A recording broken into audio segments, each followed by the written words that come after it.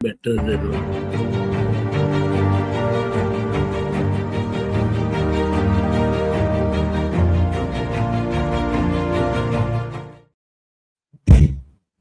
નમસ્કાર મિત્રો, જય શ્રી કૃષ્ણ. ઓમ નમો ભગવતે વાસુદેવાય. આજે ગુરુવાર.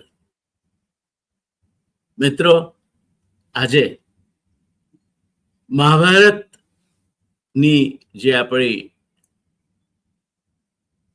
શૃંખલા શરૂ થવાની છે એનું પહેલું અંકોડો. બૃહસ્પતિવાર, ગુરુવાર એટલે દેવગુરુ બૃહસ્પતિનો વાર. જ્ઞાનની ઉપાસના માટે ઉત્તમ દિવસ. ત્યારે આજે હું શરૂઆત કરું છું મારા ઈષ્ટ દેવતાનું સ્મરણ કરીને, મારા આદિ અને આદ્ય ગુરુ એવા મારા મા બાપનું સ્મરણ કરીને,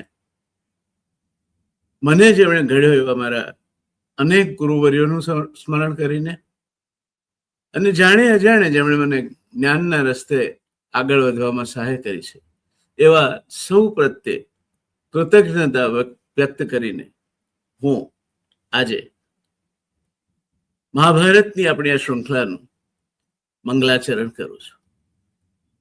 દોસ્તો, મહાભારત માત્ર યુદ્ધની કથા નથી.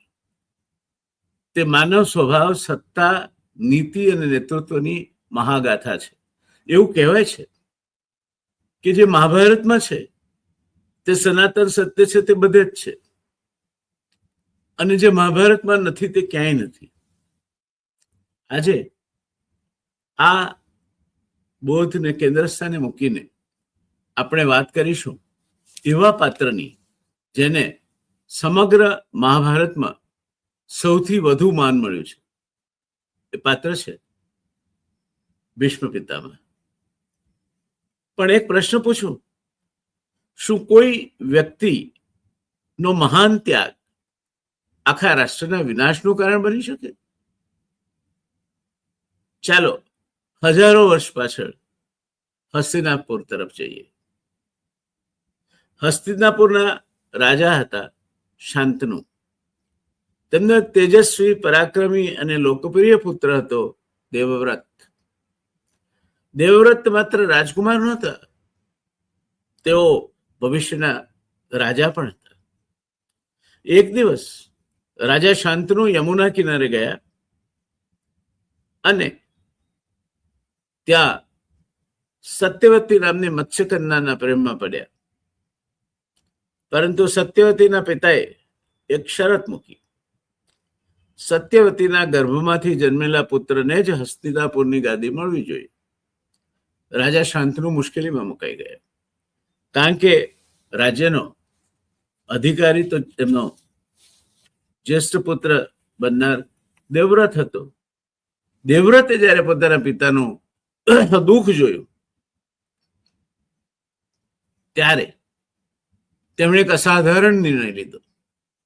તેમણે જાહેર કર્યું, હું રાજગાદીનો ત્યાગ કરું છું. પણ સત્યવતીના પિતાના મનમાં હજુ પણ શંકા બાકી હતી. જો દેવવ્રતના સંતાનો જન્મે તો ભવિષ્યમાં તેઓ પણ ગાદી માટે દાવો કરી શકે. ત્યારે દેવવ્રતે બીજી અને વધુ ભયંકર પ્રતિજ્ઞા લીધી. તેમણે જાહેર કર્યું, હું જીવનભર બ્રહ્મચારી રહીશ. હું ક્યારેય લગ્ન નહીં કરું. મારા કોઈ સંતાન નહીં થાય. સમગ્ર સભા સ્તબ્ધ થઈ ગઈ. દેવતાઓએ આ પ્રતિજ્ઞાને ભીષણ ગણાવી અને ત્યારથી યુવરાજ દેવવ્રત ભીષ્મ તરીકે ઓળખાયા. મિત્રો, અહીંથી મહાભારતનો એક મહાન પ્રશ્ન શરૂ થાય છે. ભીષ્મે ખોટું કર્યું હતું? ના, તેમનો હેતુ પવિત્ર હતો. તેઓ પિતાની ખુશી ઈચ્છતા હતા અને એ માટે વ્યક્તિગત રીતે કોઈ પણ બલિદાન આપવા માટે તેઓ હંમેશા તૈયાર હતા. તેઓ સ્વાર્થ રહિત હતા, એમનો કોઈ સ્વાર્થ નહોતો. પરંતુ ઇતિહાસ આપણને એક બીજો પાઠ પણ શીખવે છે. સારા ઈરાદા હંમેશા સારા પરિણામો જ લાવતા નથી. ભીષ્મે પોતાના જીવનનો ત્યાગ કર્યો, હકનો ત્યાગ કર્યો, રાજા ન બન્યા, મહારાજા ન બન્યા, પરંતુ તેની સાથે હસ્તિનાપુરની ઉત્તરાધિકારી વ્યવસ્થા પણ ખોરવાઈ. પછી આવ્યા વિચિત્ર વીર્ય, પછી ધૃતરાષ્ટ્ર, પછી પાંડુ, પછી કૌરવ અને પાંડવ વચ્ચેનો સંઘર્ષ અને અંતે મહાભારતનું મહાયુદ્ધ. એક અર્થમાં જોઈએ તો આ સમગ્ર ઘટનાક્રમનું પ્રથમ બીજ અહીં રોપાયું હતું, જ્યારે ભીષ્મે લગ્ન નહીં કરવાની અને સંતતિ પેદા કરીને હસ્તિનાપુરને એનો ઉત્તરાધિકારી નહીં આપવાની ભીષ્મ પ્રતિજ્ઞા કરી. હવે આ ઘટનાને આજના સમય સાથે જોડીએ દોસ્તો. કોઈ પણ સંસ્થા હોય, કોઈ કંપની હોય, કોઈ રાજકીય પક્ષ હોય અથવા કોઈ રાષ્ટ્ર હોય, જો ઉત્તરાધિકારની સ્પષ્ટ વ્યવસ્થા ન હોય તો ભવિષ્યમાં સંઘર્ષ ઉભો થાય છે, જે આપણે જોઈ રહ્યા છીએ આજે. વિશ્વના અનેક રાજકીય અને વ્યાવસાયિક સંકટો પાછળ આ જ કારણ જોવા મળે છે. મોટા મોટા ઔદ્યોગિક ગૃહોમાં પણ વારસાની લડાઈ એને વેર વિખેર કરી નાખે છે. મફતલાલ પરિવારમાં પણ આપણે એ જોયું, અને આજે દેશના સૌથી અગ્રણી ઉદ્યોગપતિ પરિવારમાં પણ એ જોઈ રહ્યા છીએ. તાતા ગ્રુપમાં જે નહોતું બનતું એ અત્યારે બની રહ્યું છે, જે મહાભારતના બોધને આજે પણ સાચો પાડે છે. ભીષ્મ આપણને શીખવે છે માત્ર ત્યાગ પૂરતો નથી, ત્યાગ સાથે દૂરંદેશીપણું પણ જરૂરી છે. નેતૃત્વનો અર્થ માત્ર આજનો પ્રશ્ન ઉકેલવાનો નથી, આવનારી પેઢીઓનું ભવિષ્ય સુરક્ષિત કરવાનો પણ પાયાનો હેતુ નેતૃત્વ પૂરો પાડે છે. અને એટલે મિત્રો, ઇતિહાસ ક્યારેય મરતો નથી, તે માત્ર નવા સ્વરૂપે આપણી સામે ફરી ઊભો થાય છે. History repeats itself.